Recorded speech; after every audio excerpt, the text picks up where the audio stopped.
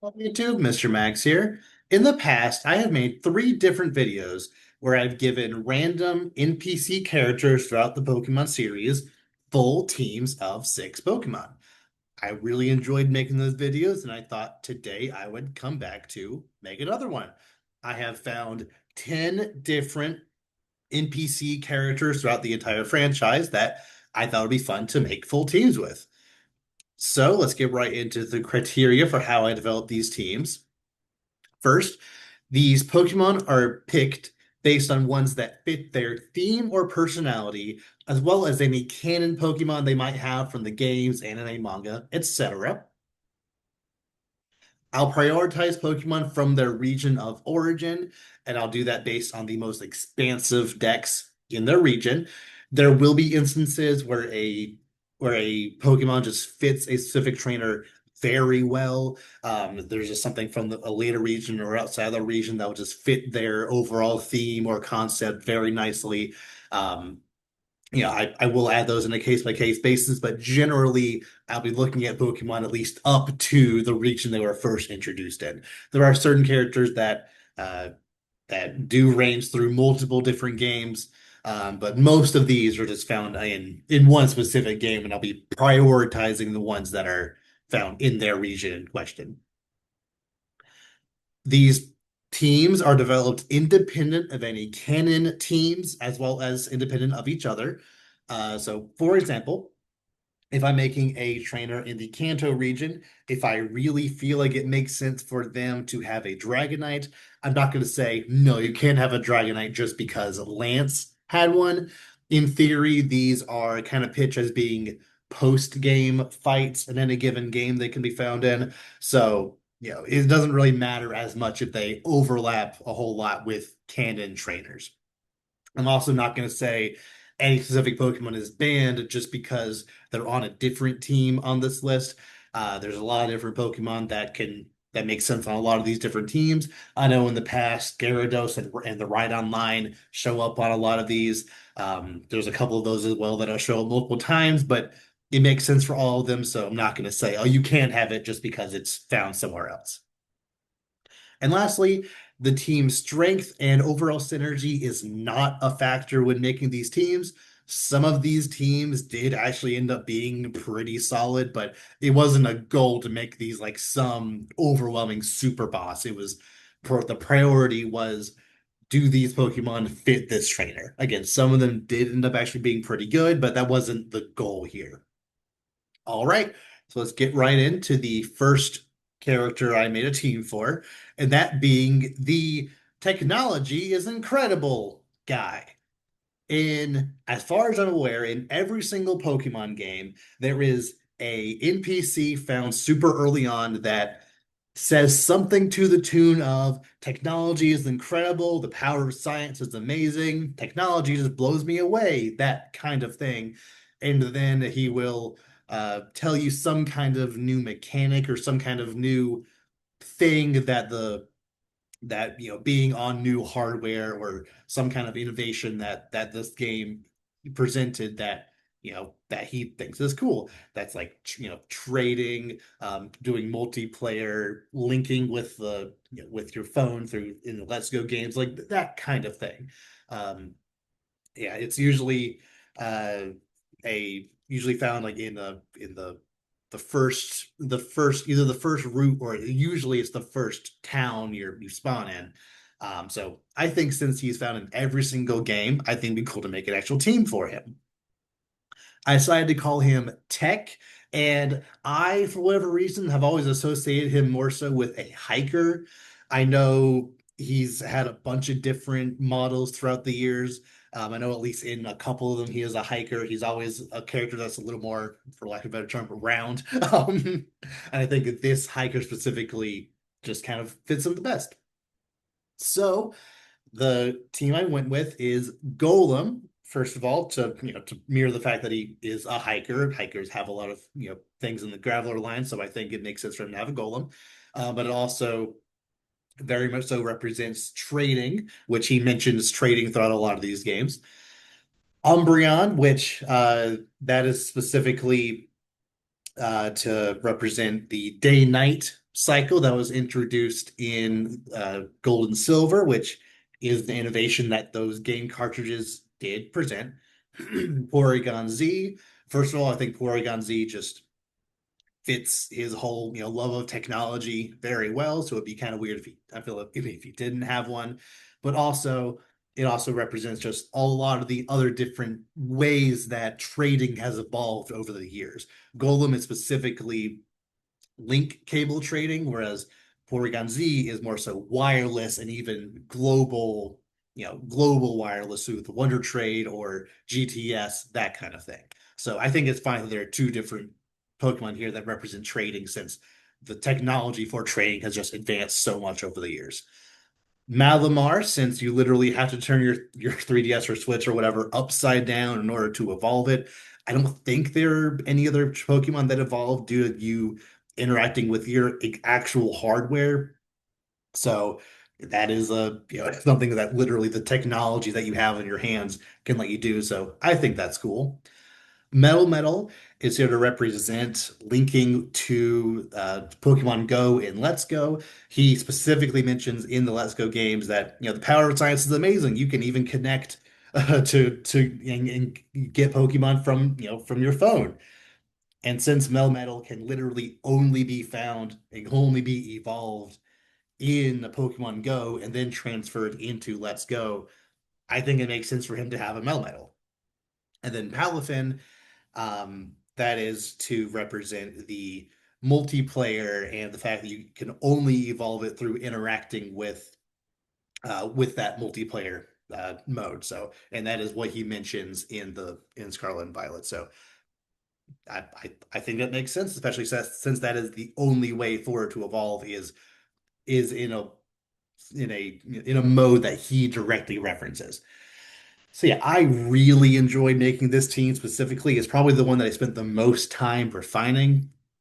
Um, I kind of wanted to throw Rotom on here since that is kind of like Porygon also just represents technology and science and all that, just generally, but there wasn't a in-game mechanic that like I felt it really connected with.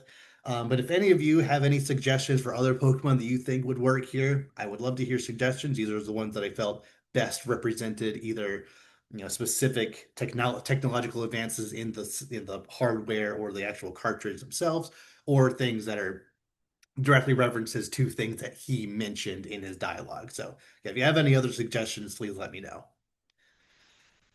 Next, I wanted to give a team to the guard outside of Cerulean Cave in all of the Kanto games. Um, this guy, you theoretically meet him very early on, where he tells you basically, you have to become champion in order to for me to move, and you actually go in there to encounter Mewtwo. So I think it'd be kind of cool if, especially in Leaf Green Fire Red, which I've been playing a lot recently, since he has this comment here about you have to beat the Elite Four, but also make some grand achievement. I think it'd be kind of cool if like he sees himself as this like final super boss you have to beat before he lets you get into that cave. I think that'd be really cool. So the team I made, I thought was pretty clever. I just call him Ace since he is an ace trainer or technically cool trainer in this format, but like he's an ace trainer. I think it's I think that works. So the team I gave him is first off Snorlax, since he is Snorlax represents roadblocks at other points throughout the region, and he is the last roadblock the player has to go through in order to get Mewtwo. I think it's very thematic for him to have Snorlax. And then the rest of his team is essentially a snapshot of the aces that you fought in the Elite Four. So he has Lapras, Machamp, Gengar, Dragonite, and then a revolving starter based on the one you picked. So if you picked Charizard, your rival has Blastoise, who you would have fought in the Elite Four. He has Venusaur, who is the other starter that you never actually get to fight, at least on some major team like this. So I like this team a lot. It is slightly awkward that up to four of these Pokemon are Pokemon that are potentially found on Red's team. In Heart Gold, Soul Silver, he has Snorlax, Lapras, Venusaur, and then in Let's Go Pikachu and Eevee, He also has a Machamp. And then that's also kind of funny that in the anime, I know Red and Ash are different characters, but Ash also got a Gengar and a Dragonite at one point. So I find that kind of funny. But I also really like the idea of, essentially the last trainer that you need to fight to get to to the like big legendary of the game is the roadblock Pokemon and then basically a snapshot of the Elite Four that you just fought. I really like that idea. If anyone has any other suggestions, I'd like to hear that as well. I really like this. Next, Elder Lee, who is the, I believe, only named, or at least like the, most important elder character in Sprout Tower. I believe he's the only one on this list that you actually do get to fight in some capacity, but when you fought him, he only had three Pokemon and actually only two Pokemon throughout those three. He had two Bellsprout and a Hoothoot. So I think it'd be kind of cool if, the idea here is that in a post-game fight with him, you can go back to the Sprout Tower, talk to him, and then actually have a real battle against him. So Elder Lee has Noctowl, the evolved form of his Hoothoot. And then some Pokemon that are found in Sprout Tower. We have Raticate, Gengar, who is the evolved form of Rattata and Ghastly, who you can find in Sprout Tower. And then Medicham is the evolved form of Meditite, who you can find in Sprout Tower when playing the Sinnoh sound. I had to double check that. I was like pretty sure that was the case for some reason. I had to double check it. It is, in fact, when you're playing the Sinnoh sound in certain areas in Johto and Kanto, you can find Metatite.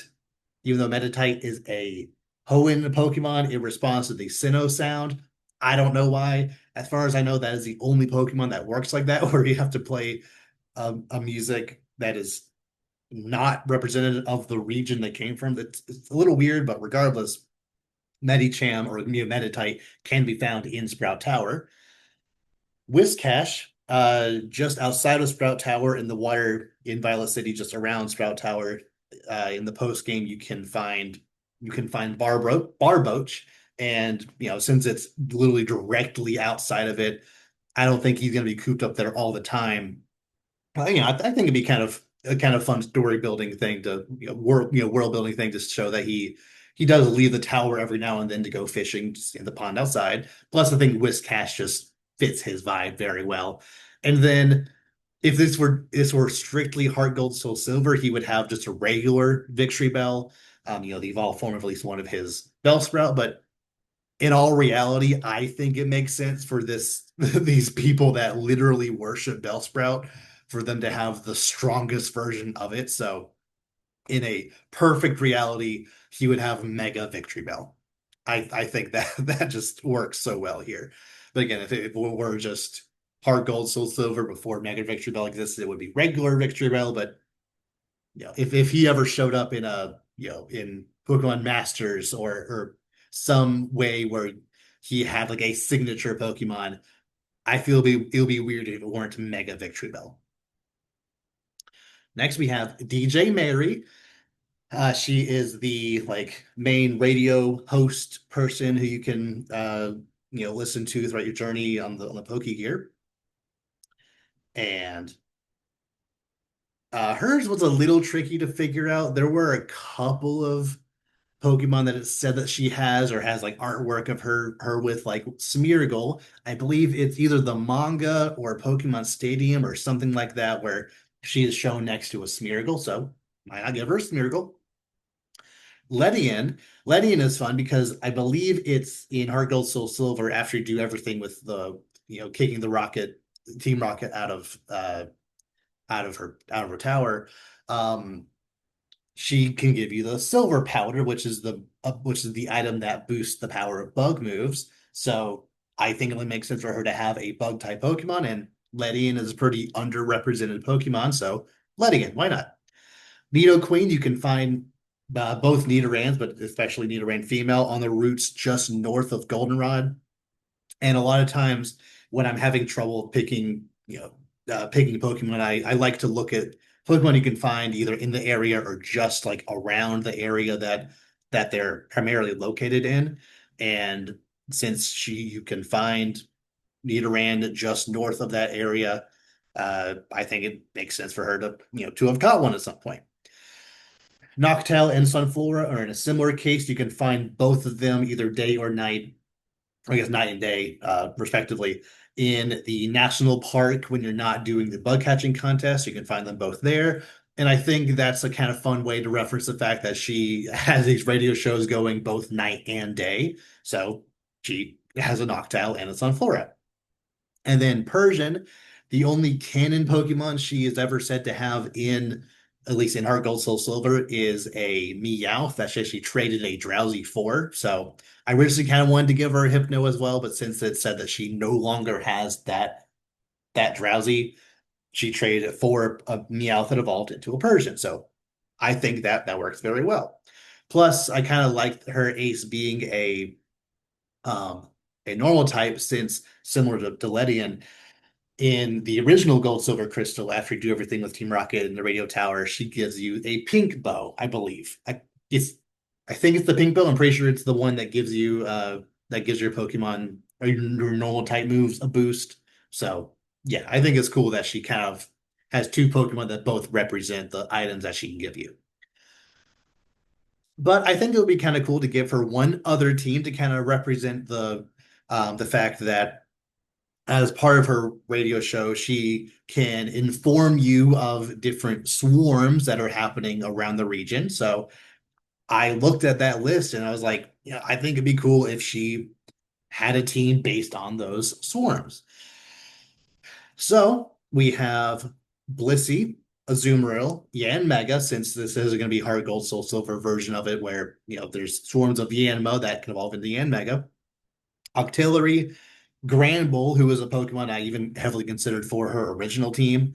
But I decided to go a slightly different direction and put it here instead. And then I put the Dunsparce here just because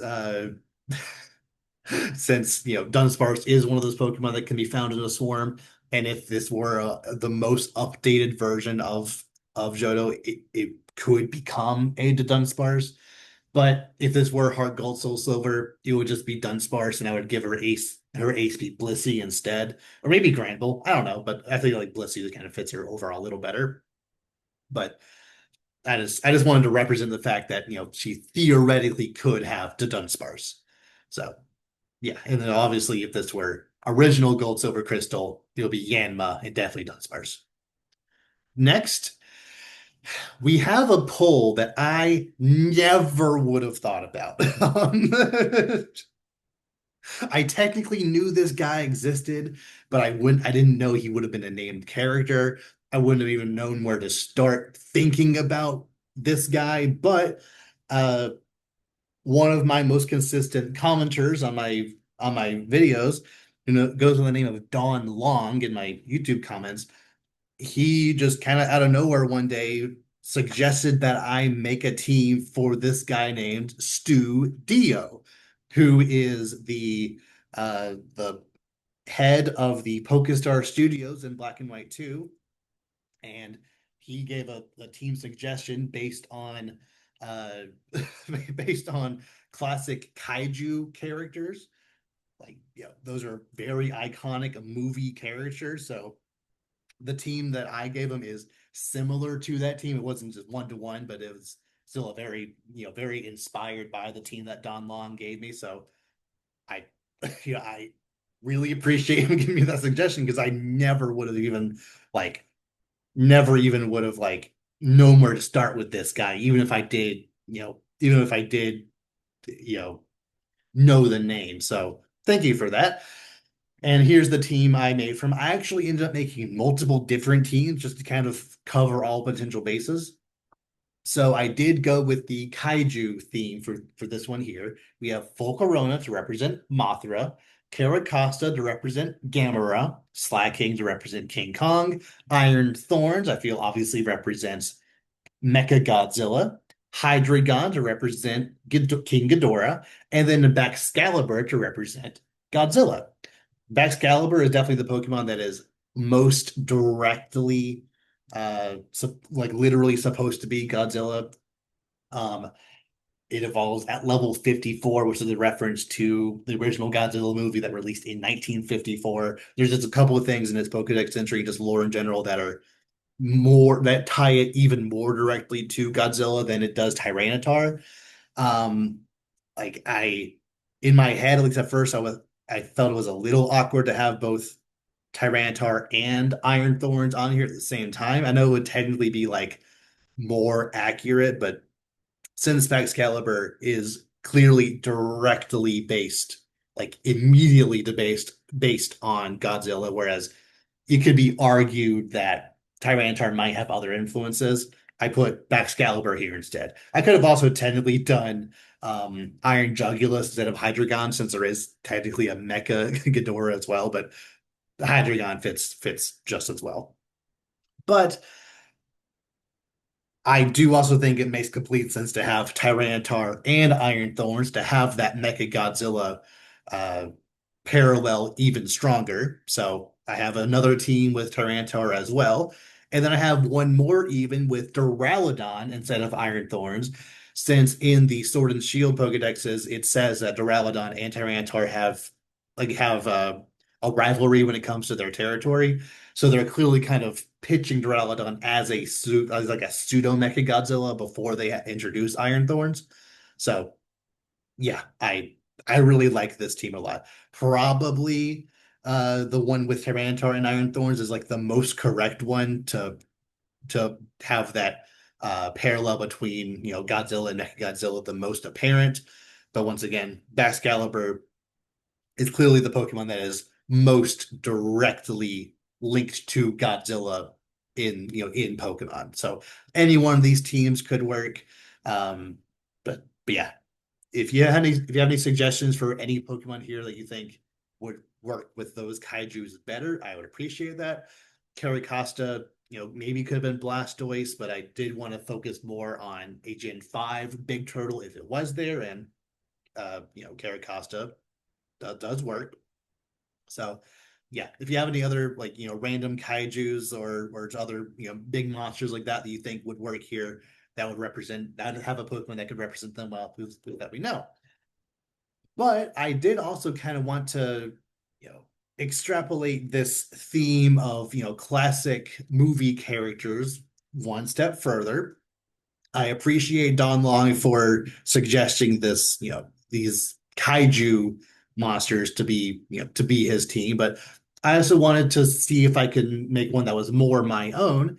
And, you know, we have one set of teams that is the classic kaijus. I made another one that is a team of Pokemon that are more so based on the classic Universal Studios monsters, like Dracula, the Mummy, that kind of thing, like their dark universe of movie monsters, especially since that is more directly linked to Hollywood, which this is, Pokestar Studios is clearly most trying to represent. So the team I came up with is Type Null, who I feel is the best representative of something like Frankenstein, is very clearly, just a bunch of random creatures kind of smushed together. Like I think that works well for Frankenstein. If you have any other suggestions for who you think could be there instead, I'd love to hear them. Kecleon represents the Invisible Man. I feel like that's self-explanatory. Lombre is the best one I can come up with to represent the creature from the Black Lagoon. It's not the cleanest, uh, parallel there, but that's the closest I could come up with. Again, if anyone has any better suggestions, let me know. Lycanroc Midnight form is the Wolfman. Cofagrigus, obviously the mummy, is not like an actual mummy, but it is in a sarcophagus, and the mummy comes out of a sarcophagus in those movies, so I think that works. And then Gliscor is, I believe, the closest parallel Pokemon has to Dracula. But if you're like me and feel like Lombre is a little like not like the most direct comparison to the creature from Black Lagoon. Another suggestion, which again isn't like the cleanest, but I think still works, would be more Pico to represent Dr. Jekyll and Mr. Hyde. He has those two different forms that don't really do anything like mechanically, but they still, you know, I think represent, two sides of this little creature. I think that parallel is cool. Again, I'm not like the most happy with anyone in that spot there. If anyone has any suggestions for, for other characters that you think would work very well on a team like this, please let me know. But yeah, of all of these teams, probably the team with Tyranitar and Iron Thorns is probably my favorite, just because I just like Tyranitar so much. Once again, Excalibur definitely represents Godzilla as a concept the best. And then of these three, probably the one with Lombre representing the creatures from the Black Lagoon. But again, Morpeko is also very fun. Next, Mr. Bonding, who is a character that was first introduced in X and Y, and I believe was also around in Omega Ruby Alpha Sapphire, or at least had like some, like the mechanic of the O powers is also there in those games. I never interacted with the O powers at all. Like I know what they are, but I never touched them. They can do a lot of different things, and I wanted to, pick six Pokemon that I thought represented as many O powers as I could kind of parse together. So, Mr. Bonding here, we have Blissey, who, kind of represents the hatching power, but also definitely represents the befriending power, since it is a Pokemon that evolves by friendship, plus it's pink and he wears pink, so I think that that works. Ninjask definitely represents the speed power very nicely. Um, Speed power gives all your Pokemon, or at least the first Pokemon, gives a number of Pokemon in your party a speed boost, and Ninjask literally learns speed boost. Starmie represents the encounter power, which increases the number of Pokemon you can find when walking around, and with its Illuminate ability, that I think as of Gen Emerald. I think it might have been an Emerald, but definitely by Gen 4 onwards. If a Pokemon in the front of your party has the Illuminate ability, it will increase the number, the at least the encounter rate of Pokemon. There are a couple of other abilities that do that as well. I know Intimidate and maybe one other as well do that. So, but I think Starmie just kind of works the best here. Magcargo definitely works with the hatching power the best, since both Flame Body and Magma Armor both increase um, the rate in which an egg hatches. Unfezant represents the critical power, since it is a Pokemon that has the Super Luck ability, and the critical power increases your crit chance. So I think that works. And then Doublade is the only Gen 6 Pokemon here, and I feel it made sense for him to have a Gen 6 Pokemon. Doublade represents the accuracy power, which gives your Pokemon a boost in their accuracy. And since Doublade has the no guard ability, I think that represents that well enough. It can't really use that ability super well. I don't even know if it really knows any good moves that have not 100% accuracy. Shadow Claw, Shadow Sneak, Flash Cannon, Iron Head, like even Sacred Sword in later gens, like all these moves don't need that additional accuracy, but it's still, I think, just it still represents the increased accuracy well enough here. Maybe something with Keen Eye or a different ability could work better, but since Doublade is a Gen 6 Pokemon and has those pink accents like his suit, I just think it fits him very well. Next, we have Professor Burnett, who I didn't realize was actually introduced before Generation 7. Um, in Generation 7, she's just around as Professor Kukui's either fiance or wife. She's very close to him. But she was actually first introduced in the Pokemon Dream Radar game that was released on the 3DS at the same time as Black and White 2. And she was the professor of those games. So since I've made videos before going over the Pokemon I would give to all the professors, and a couple other characters here and there that are also, kind of professor characters. I've like Sonia and I think one other in this video series. Professor Burnett is another one that I think could use a team. So the team that I gave her is another one that I'm very proud of. Rotom, Wigglytuff, and Musharna are all Pokemon that are found using the Dream Radar. And another kind of layer to all three of these, Rotom is a fun parallel to the fact that the first time that the Rotom phone is also your Pokedex was Generation 7, which is the one that Kukui gives you. So her having Rotom make complete sense. And then Wigglytuff and Musharna are both Pokemon that can be evolved with evolution stones that are found in the Dream Radar. So not only can you catch a Jigglypuff and a Munna, you can also then evolve them immediately. Mantine, uh, she is said to be exceptionally good at the Mantine Surf minigame, so I think it only makes sense for her to actually have one that she can practice on. Lycanroc Midnight form is a fun parallel to Kukui's Lycanroc midday form, since they're at least fiance, husband, wife. Not exactly sure the relationship in games, but I'll just call them husband and wife. I think it's kind of cool for them to have that parallel. And then Tornadus Therian form. Uh, Basically, the main draw of that Pokemon Radar game is the ability to get the different uh, or like forces of nature forms in Black and White 2. And Tornadus is the first one that you can catch.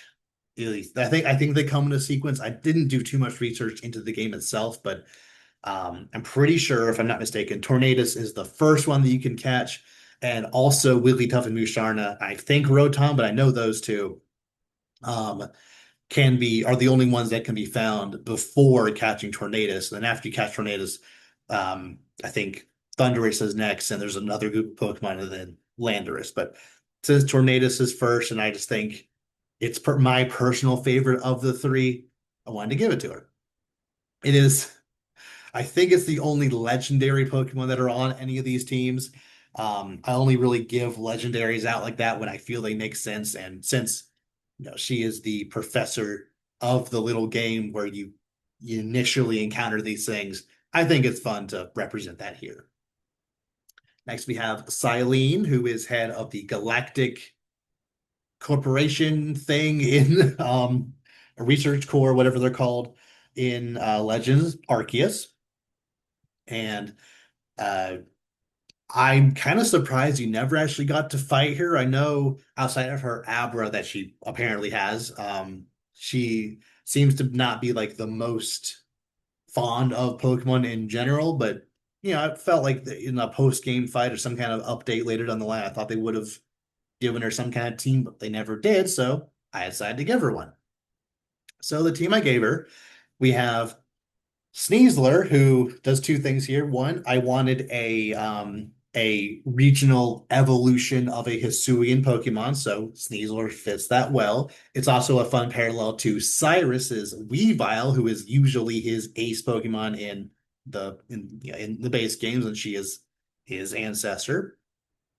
Frostlass also does two things. One, actually three kind of. One, it is a Sinnoh Pokemon, so I want at least a couple of actual Sinnoh Pokemon on this team.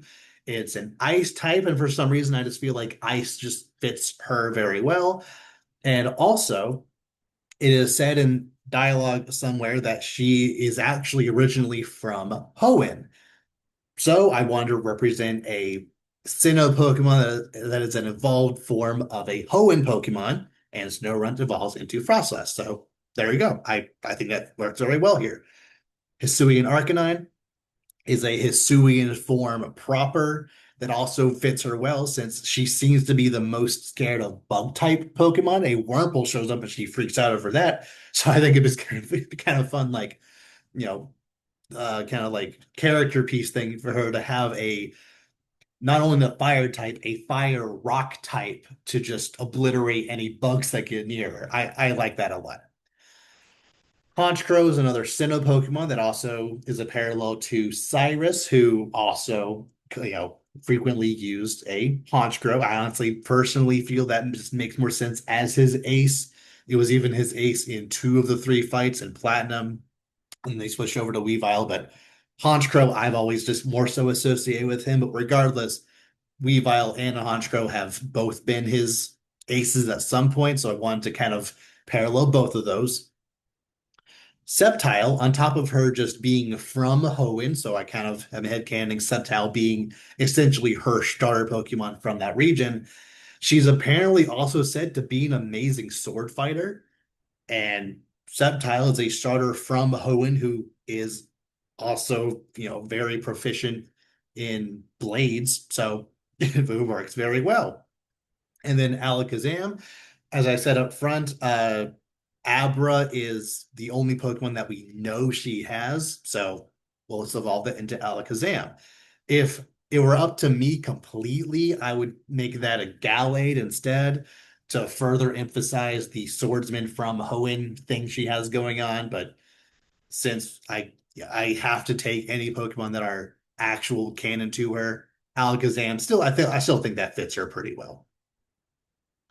Two more, we have Briar, who is the either superintendent or at least a teacher at the Blueberry Academy in the DLC for Scarlet and Violet, who is another character who I was certain you get to fight at some point. Like when she showed up in the trailers and a couple of things she said throughout your journey, she just had this vibe of having there was something there that just felt to me like she was gonna be a more major player in the actual story, like actually trying to stop you from doing something. But no, it just kind of never happened. She just like I don't know. I kind of would have liked to see what they would have come up with her team wise. So I came up with one myself. I decided to give her a team of six Pokemon that are found, as far as I'm pretty sure this is true. These are all found exclusively in the Blueberry Academy big dome thing that the Iron Disc DLC takes place in. And they, I believe, represent just a bunch of different kind of areas of those biomes. We have Alolan Exeggutor, Overquill, Cleavor, Galvantula, who there's actually an entire like a Chargestone Cave kind of homage that Galvantula just crawling around. Pyroar, who is represented by a actual static encounter Pyroar, who is basically standing on top of a Pride Rock style, well, big rock in the middle of the savannah plain. So since that is clearly one of the most prominent static encounters in that area, I think it makes sense for her to have one. And then for whatever reason, I just think Lapras fits her best as an ace. Um, I couldn't exactly tell you why. I just feel like I don't know. Lapras just fits her well. There are a lot of other Pokemon that are exclusively found in those in that biodome, but for whatever reason, these are the ones that I just felt fit her the best. And lastly, we have Jet. Just like with Briar, Jet is another one that I was certain was going to be a much more major player in the story of Legend ZA. Like, I don't know, just from the trailers and everything that she was saying, and as we were going, I thought she was going to be an actual antagonist, but no. About halfway through the story, unless I'm missing something, she just kind of stopped showing up. I don't know that the story of that game is fine. I just feel like they could have done more with her character specifically. Maybe there's something in the DLC that I didn't really play. I need to, get more into that. I know certain things about her from what I read on Bulbapedia, but maybe if I actually experienced it, I would have a better, a more, more respect for her. But as of right now, while I was playing through the events of Legend ZA, I was always kind of hoping you would get to fight her, but you didn't, so I made a team for her. So the one Pokemon that we know she has is a Go-Goat, since that's the one that she presented basically in the, welcome to the world of Pokemon style presentation that she gave. So since she had a Skidoo, it evolved into a Go-Goat. Talonflame, for some reason, I think it makes sense for her to have the evolved form of the first root bird in Kalos. Simipour is here to round out the fire, grass, water core. And also, for whatever reason, I just feel like it fits her well. It is the only non-Kalos Pokemon on this list but none of the other water Pokemon introduced in the region, I just didn't really feel like they really fit her. Whereas Simipour, it is found in Legends EA and vibes. I don't know why exactly. I just feel like her vibe fits Simipour well. I don't know. Heliolisk and Gudra are two more Gen 6 Pokemon that I think just work very well here, especially Gudra. And then Mega Magearna, I do know that in the Legends EA DLC, she does give you Magearna and its Mega Stone. So I think it would be cool if before she gives it to you, you actually have to fight her with one. I like that a lot. So thank you so much for watching. Please let me know down below what you thought about any of these teams. Do you think there are any Pokemon that are just, massively missed or were given to them that you think don't quite fit? Um, are there any are there any specific characters or, NPCs or anything like that, even Pokemon or even characters exclusively in the manga or exclusively in the anime that you think would make for a good video like this? Yeah, please let me know all that down below. Like I said, one of these entries is specifically due to a commenter who I was inspired by. I had already formulated a lot of these other teams, at least some of them, but that one in particular has really got me motivated to actually make this video. So, yeah, if you have any suggestions, please leave them down below. I like reading all those comments. So yeah, with that, I will see you all next time.